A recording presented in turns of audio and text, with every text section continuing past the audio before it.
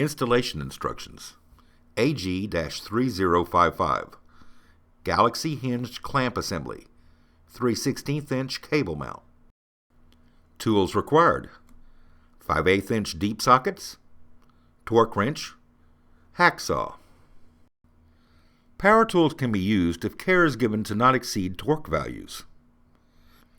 Remove the male saddle and hinge tube clamps from the clamp assembly.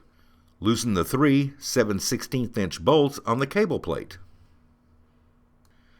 Adjust the nuts flush to the top of the cable screw. Feed the wiring through the center of clamp and place on the mast arm as desired. Place both cable screw assemblies in the casting pawls of the female clamp. Pull the cable loop to tighten the cable on the mast arm. Torque the 3 7/16" bolts to 36 foot-pounds of torque. Do not over-tighten. Snug the nuts on both cable screw assemblies just enough to hold the clamp kit in position. Plumb and level the clamp. Torque both cable screw assembly nuts to 36 foot-pounds. Do not over-tighten.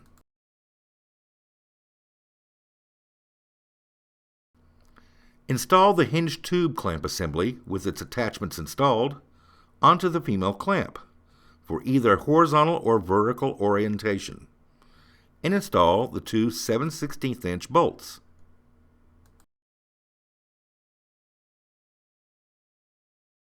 Unscrew the handle on the helping hand until it stops on the jam nut. Hold the helping hand at a 45-degree angle and rotate the clamp bar into the gusted tube slot until the body of the helping hand lays flat on the tube.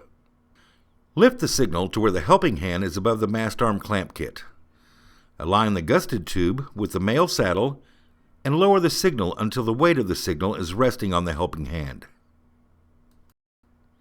The signal is now supported and the installation can be completed.